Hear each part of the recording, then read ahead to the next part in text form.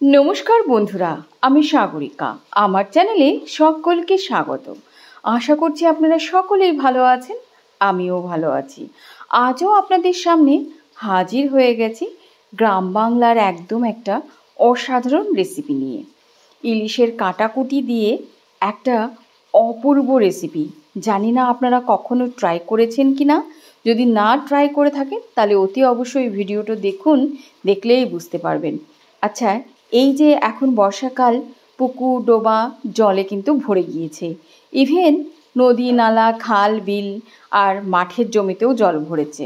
ন্যাচারালভাবে কিন্তু এই ফুলটি হয়, আর এই ফুলটি ফোটা মানে শরতের আগমন, মানে বুঝতে হবে উমা আসছে। আর এটাকে কি বলে বলুন তো?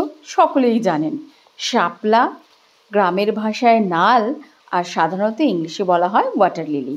আমি বোটানি পড়াচ্ছি না, আপনাদেরকে আজকে অসাধারণ একটা রেসিপি শেয়ার করব, যেটা আমার ঠাকুমা তৈরি করতো। আর আমাদের ঘরের মেয়ে উমারও কিন্তু খুব পছন্দের এই রেসিপিটা। উনি অবশ্য যখন বাপের বাড়িতে আসে, উমা বলতে বুঝতে পারছেন তো, মা দুর্গার কথা বলছি। দশমীতে ভোগ দেওয়া হতো এই শাপলার ঘন্ট, নিরামিষভাবে ইলিশ মাছ ভাজা, পান্তা ভাত, নকশা বড়ি, বিভিন্ন রকম মিষ্টি ফলমূল তো রয়েছে। শাপলা কিন্তু খুব সুন্দরভাবে যে আঁশটা থাকে সেটা ছাড়িয়ে নিতে হয়। দেখুন আমি কুচিয়ে কেটে নিয়েছি, বেশি জল দিয়ে ধোবেন না, ভালো করে আগেই ধুয়ে নেবেন, কারণ এটা জলা সবজি। রান্না করার সময় প্রচুর জল বেরোয়। নিয়েছি জিরের গুঁড়ো 1 চামচের মতন, 1 চামচের মতন আদা বাটা, 1 চামচের মতন রসুন বাটা এবং কাঁচা লঙ্কা বাটা।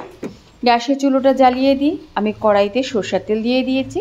এবারে দেখুন যে মাছের পিসগুলো বেঁচে রয়েছে কাটাকুটি, অজস্রবার কচু শাকের ঘন্ট, চচ্চড়ি, পুঁই শাক প্রচুর খেয়েছি, কিন্তু এই রেসিপিটা খাওয়াই হয় না। আমাদের হেসেল থেকে এই পুরনো রেসিপিগুলো কিন্তু হারিয়ে যাচ্ছে বন্ধুরা। তার জন্য আমার প্রচেষ্টা যে আপনাদের কাছে ভিডিওর মাধ্যমে পৌঁছে দেওয়ার। আমি কিন্তু ফোড়নটা দিয়ে দিয়েছিলাম, তেল গরম হয়ে গেছে, রাঁধুনি দিয়েছি 1/2 চামচের মতন, আর 1/2 চামচের মতন জিরে, গোটা জিরে। এবারে পেঁয়াজ কুচিটা দিয়ে দিচ্ছি। দেখুন আমি এটা নিরামিষভাবে করব না, আমিষভাবেই করব। যেহেতু পেঁয়াজ রসুন দেওয়া, সেটা কিন্তু উমার পাতে যাবে না, আমরা ঘরোয়াভাবেই খাবো। তো যাই হোক, পেঁয়াজটা বেশ লাল লাল করে ভাজার পর যে বাটা মশলাগুলো রয়েছে, 1 চামচের মতন আদা বাটা, 1 চামচের মতন রসুন বাটা, 1 চামচের মতন কাঁচা লঙ্কা বাটা, সেটা দিয়ে ভালো করে কষিয়ে নেব। যখন অসাধারণ একটা গন্ধ বেরোবে, অর্থাৎ কাঁচা যে মশলাগুলো ভাজা হয়ে যাবে ভালো করে, আমি কিন্তু জল দিয়ে কষাইনি বন্ধুরা। তো এইভাবে তেলের মধ্যে দিয়ে কষাচ্ছি, দারুণ একটা ফ্লেভার বেরিয়েছে। এবারে কিন্তু স্বাদ অনুসারে লবণটা আর হলুদের পরিমাণটা কিন্তু একটু কমই দেবেন, কারণ শাপলা রান্না করার পর একদম কমে যায়। লবণের পরিমাণটাও যৎসামান্যই দেবেন, পরে চেখে দেখে আপনারা কিন্তু দিতে পারেন, কারণ এটা একদম কচু শাকের মতনই হয়ে যায়। এবারে কিন্তু ভাজাভুজি হয়ে গেছে, মশলাটা সুন্দর ঘ্রাণ বেরিয়েছিল, আমি কিন্তু শাপলাগুলো দিয়ে দিয়েছি। আগের থেকে বন্ধুরা ধুয়ে নেবেন, প্রচুর জল বেরোবে, আর জল বেশি জলা জলা হলে কিন্তু তখন কোনো রেসিপিটার টেস্ট থাকে না। আর নো ডাউট হাই ফ্লেমে রান্না করবেন, গ্যাসের ফ্লেম কিন্তু লো করবেন না। অ্যাজ ইউজুয়াল যেভাবে আমি কাঁচা লঙ্কাগুলো ভেঙে দিই, সেটা আমি দিয়ে দিচ্ছি। আর ইলিশ মাছের যে আমি কাটাকুটিগুলো রেখে দিয়েছি, সেটা কিন্তু আমি কাঁচা অবস্থায় দেবো। এটা কিন্তু শাপলার চচ্চড়ি হবে ইলিশ মাছ দিয়ে, অসাধারণ লাগে বন্ধুরা, কারণ এটা একদম মানে পিওর গ্রাম বাংলার একটা রেসিপি। কিন্তু নো ডাউট ট্রাই করবেন। এই বর্ষাকালে এই সবজিটা পাওয়া যায়, এরপরে কিন্তু পাওয়া যায় না। তো যাই হোক, দেখুন মাছের পিসগুলো দিয়ে, ইলিশ মাছ যতটাই বলুন না কেন, কাঁচাই রান্না করুন আর ভাজাই, বেশ বড় সাইজের মাথা ছিল, বেশ দিয়ে এইভাবে কিন্তু নাড়িয়ে চাড়িয়ে নিতে হবে। এতে কিন্তু কোনো জল দেবেন না, একেবারে জল না দিয়েই রান্না করতে হবে। দেখুন আমি ওপেন অবস্থায় কুক করার পরে ভালো করে মিক্সড করে দেওয়ার পর ঢাকা চাপা দিয়েছিলাম জাস্ট 5-7 মিনিটের মতো। এবার ঢাকা চাপাটা তুলে নিয়েছি, তুলে ভালো করে মিক্সড করে নিচ্ছি। একদম সিম্পল সাধারণ একটা রান্না, খেতে কিন্তু অসাধারণ রান্না, গ্রাম বাংলার রান্না।